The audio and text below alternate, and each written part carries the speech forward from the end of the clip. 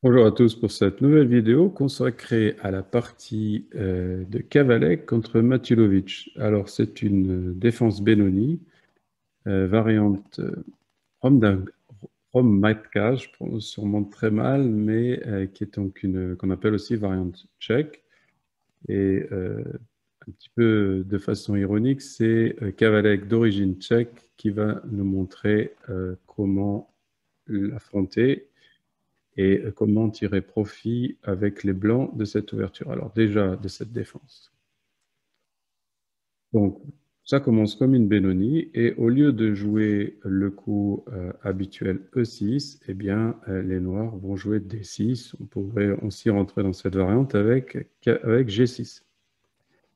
Cavalier C3, G6, et donc on retrouve ici un schéma assez classique, sauf qu'on n'a pas encore échangé le pion E7 contre le pion C4.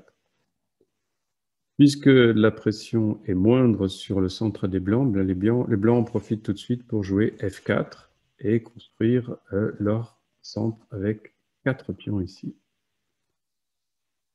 Petit roc, et ici Kavalek va jouer fou D3 à la place du coup habituel cavalier F3. On verra plus tard quelle est son idée. On pourrait rentrer après cavalier F3 dans une Benoni tout à fait classique ici, avec plusieurs idées, fou G4, pas un seul coup, mais voilà, une Benoni tout à fait classique. Après fou D3, E6. Donc on voit bien ici l'idée des Noirs de revenir à une défense Benoni classique. Eh bien, Kavalek va prendre E6 et va donc garder un centre, mais un petit peu différent. Alors, sur fou prend E6, ce pion D6 serait arriéré, et tout à fait envisageable, hein, bien sûr, mais ce n'est pas l'idée des Noirs. Matulovic, donc célèbre grand maître yougoslave des années 60, va prendre avec le pion F.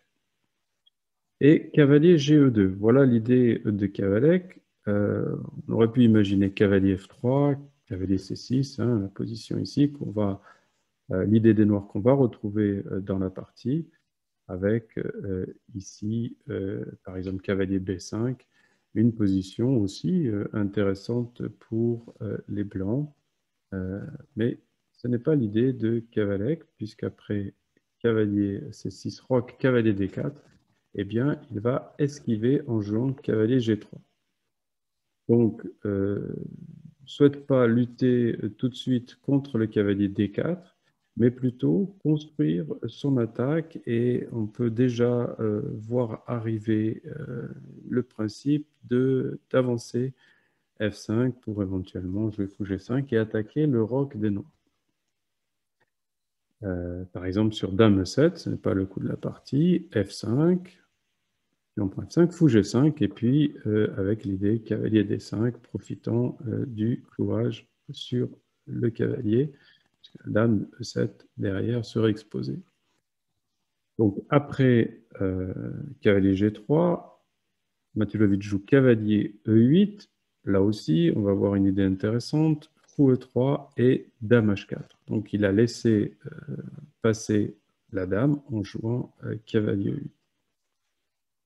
Alors, on pourrait imaginer d'ailleurs que les Noirs veulent continuer à profiter de cette dame H4 pour revenir avec le cavalier F6 et aller en G4.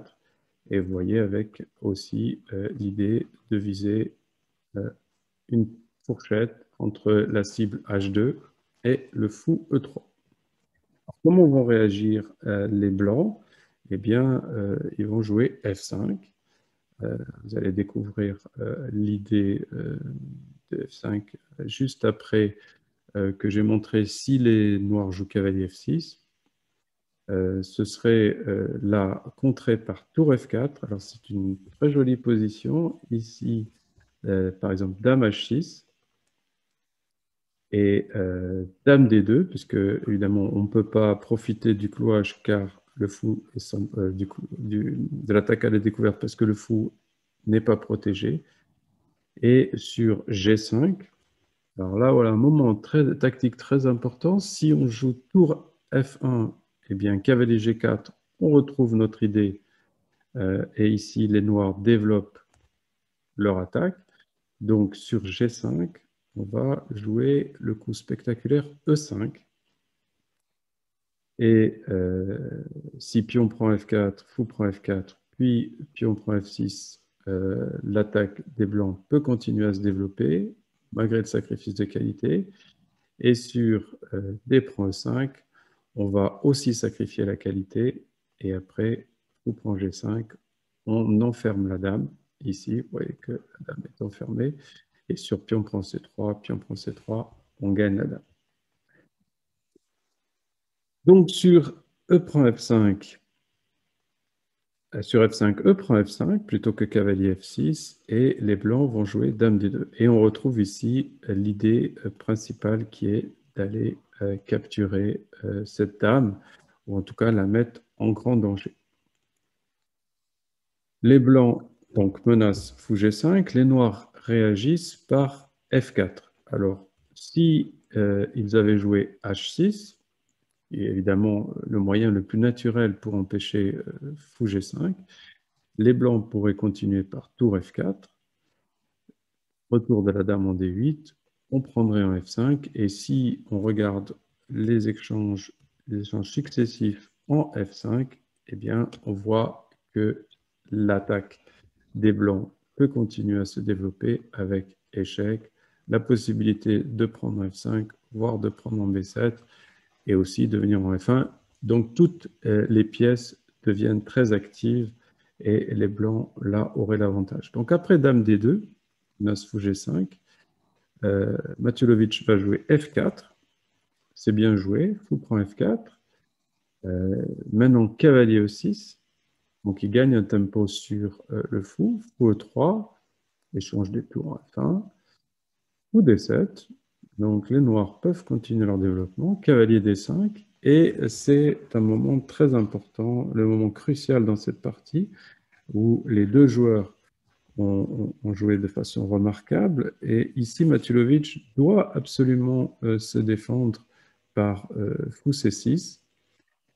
Par exemple, dame F2 avec l'idée, hein, vous voyez, d'aller entrer sur la 7e rangée, ce qui est toujours évidemment un atout important pour continuer une attaque. Les noirs pourraient anticiper en jouant roi H8. Et même si ça semble peut-être un peu plus agréable avec les blancs, rien n'est fait encore dans cette partie. Les noirs peuvent aussi venir contrer le cavalier D5, etc., etc. Donc dans cette position, au lieu de ça, eh bien Matulovic va jouer une gaffe. Il va jouer cavalier F6, qui va être contré de manière très dynamique, très active par le sacrifice de la qualité en F6. Alors pourquoi sacrifier en F6? Eh bien, après fou prend F6, un deuxième sacrifice, cavalier F5, qui là va terrasser les noirs, puisqu'après G prend F5, G3, et la dame est prise au piège, puisque les seules cases qui lui restent, par H3, on y reviendra, donc G4, H5 serait contré par la fourchette, vous voyez ici. Et si Dame H3, eh bien, on peut jouer cavalier pour F6 et enfermer la dame par fou F1. Donc après G3, euh, Matulovic va essayer de s'en sortir par fou C3. Donc à ce moment-là, il ne perd pas la dame. Il rend une pièce.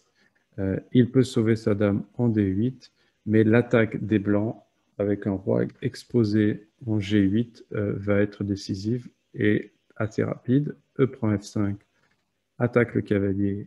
Il suffit maintenant simplement aux blancs de regagner une des pièces mineures pour prendre l'avantage matériel de façon conséquente.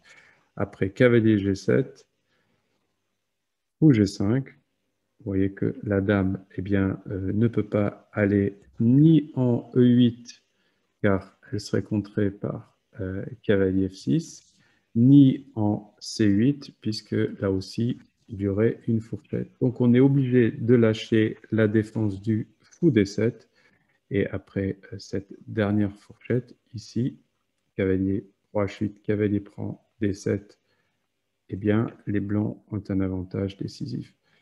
Cavalier F6, là maintenant, ce n'est plus qu'à faire de technique, hein.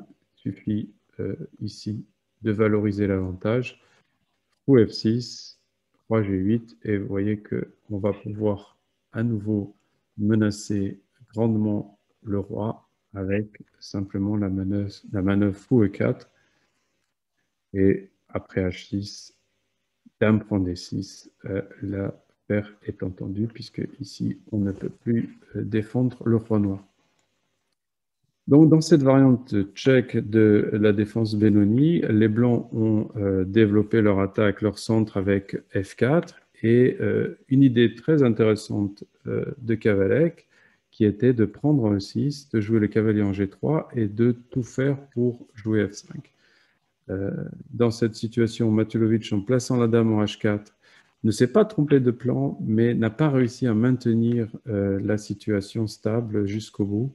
Et cavalier F6, tour prend F6, le sacrifice de qualité a fait la différence.